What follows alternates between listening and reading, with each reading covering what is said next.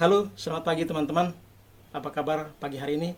Semoga teman-teman dalam kondisi sehat walafiat dan dalam semangat yang tinggi untuk menjalani kegiatan hari ini. Jangan lupa awali kegiatan hari ini dengan doa, minta petunjuk kekuatan dari Yang Maha Kuasa supaya apa yang dilakukan oleh teman-teman hari ini berkenan di hadapannya. Dan teman-teman, sebelum kita sajikan informasi pagi ini terkait dengan timnas kita, mohon dukungan like dan subscribe dulu bagi teman-teman yang baru menemukan channel saya. Dan bila sudah, mari kita bicarakan topik kita hari ini, teman-teman.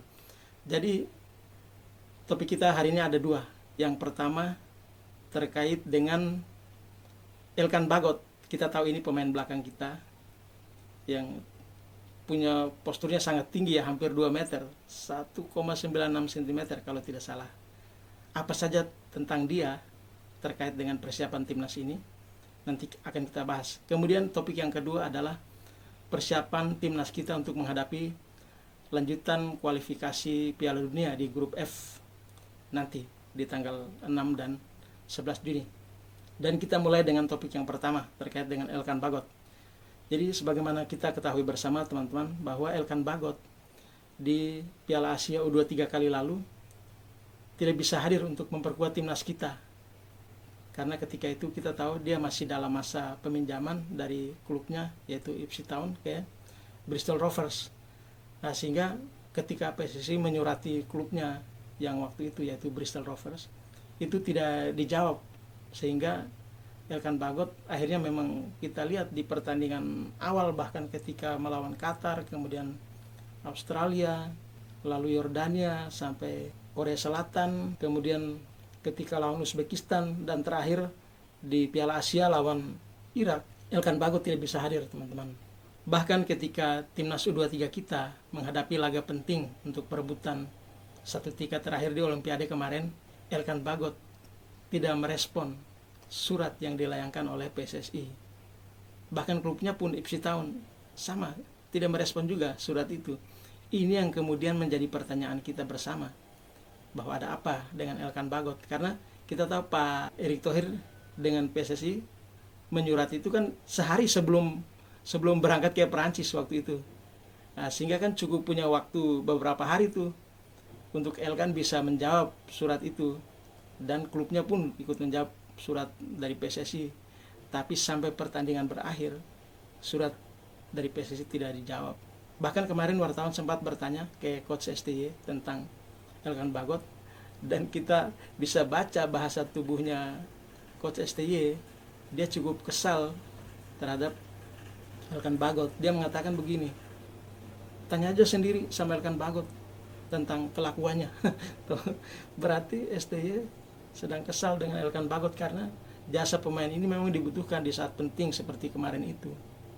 Jadi lain halnya kalau misalnya klubnya menjawab bahwa mereka tidak melepaskan. Kemarin Justin Hubner itu klubnya tidak melepaskan, ya kita terima. Mau buat apa, kan klubnya tidak melepaskan pemain. Tapi lain halnya dengan Elkan Bagot ini, klub tidak menjawab sama sekali dan Elkan pun tidak merespon. Itu yang dianggap oleh sebagian fans kita, bahwa Elkan ini jangan-jangan tidak punya rasa nasionalisme kah, tidak menghargai lagi timnas kita, atau seperti apa, kita tidak tahu. Ya, kita pun sampai saat ini tidak tahu apa yang sesungguhnya terjadi, teman-teman. Tapi kalau saya secara pribadi berharap Elkan tetap dipanggil untuk memperkuat timnas. Ya, STY walaupun marah kasih hukuman lah kayak Elkan Bagot, misalnya dia tidak usah diturunkan di starting line up, jadi pemain cadangan aja, nanti dimainkan entah di babak kedua kah atau apa seperti itu, biar dia juga merasakan hukuman, bahwa jangan sekali-sekali mengabaikan panggilan timnas kita. Karena kita tahu juga, teman-teman, di lini belakang itu berjubel pemain-pemain top. Ini saya sebut ya, teman-teman. Ada Jordi Amat, Justin Hubner, Rizky Ridho, Jai Idses, Alfranda Dewangga, Nathan Joon, itu juga bisa ditarik mundur dan main di posisi belakang. Dan di posisi yang sama persis dengan Elkan Bagot ini. Kita tahu Elkan kan di back tengah kan. Itu sudah ada 3 pemain di situ, teman-teman. Jadi ada Rizky Ridho, ada Jai Idses, Dewangga, tiga-tiganya bisa bermain di posisi itu, teman-teman. Jadi posisi back tengah aja itu sudah 4 back kita, termasuk Elkan ya. Nah, jadi ini posisi yang berbahaya sebenarnya. Ancaman juga buat LK nih. Kalau dia cuek terhadap panggilan timnas, itu akan berbahaya buat karir dia di timnas nanti. Ya, kita berharap dia tetap dipanggil lah. Kalau saya secara pribadi ya, kalau teman-teman terserah kasih pandangan seperti apa, boleh kasih di kolom komentar. Itu informasi yang pertama, teman-teman. Lalu informasi yang kedua, timnas kita akan berkumpul di Jakarta tanggal 27 Mei. Lalu tanggal 28-nya akan ada pertemuan. Ini sudah lazim lah dilakukan oleh timnas kita. Cuma mungkin selama ini tidak dipublikasikan saja, bahwa sehari setelah timnas berkumpul, itu baik yang pemain kita yang di luar negeri maupun yang di dalam negeri, nah itu mereka adakan rapat dulu, pertemuan dengan tim pelatih, ofisial, pemain, semuanya yang terlibat di timnas kita. Untuk apa? Untuk membahas persiapan, untuk membahas rundown acara mereka sampai ke hari H, bahkan setelah pertandingan. Itu biasa dilakukan, teman-teman. Dan kita berharap para pemain timnas kita, terutama yang main di luar negeri, karena ini masuk dalam kalender FIFA, jangan sampai ditahan klub. Kalau ditahan klub, klubnya bisa didenda oleh FIFA.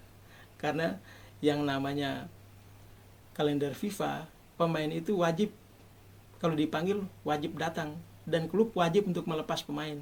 Bila tidak, PSSI bisa mengadu klub tersebut ke FIFA, dan klub bisa dapat denda. Jadi kita berharap timnas kita dalam kekuatan penuh, karena kita hanya butuh satu lagi kemenangan untuk bisa mengunci tiket ke babak ketiga kualifikasi Piala Dunia.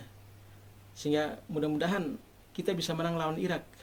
Kalau dulu kita dibantai 5-1 di Basra, tapi kali ini dengan kehadiran banyak pemain abroad kita, pemain kita yang bermain di luar negeri, kekuatan kita makin dahsyat. Coba lihat teman-teman, kemarin Vietnam dibantai 2 kali. Itu sudah menunjukkan kelas kita sudah berbeda. Jadi saya berharap besok dalam 2 pertandingan, tanggal 6 lawan Irak dan juga tanggal 11 lawan Filipina, dua-duanya kita bisa menang. Apalagi kita bermain di kandang sendiri di Senayan. Mudah-mudahan dengan kita menang 2 kali lagi, tidak hanya sekedar lolos ke fase berikut, tapi ranking FIFA kita otomatis akan naik lagi gitu, teman-teman. Sehingga di kawasan ASEAN kita sudah bisa menunjukkan dominasi kita. Vietnam kemarin kita bantai 2 kali. Lalu Thailand ini yang belum ada kesempatan kita ketemu lagi.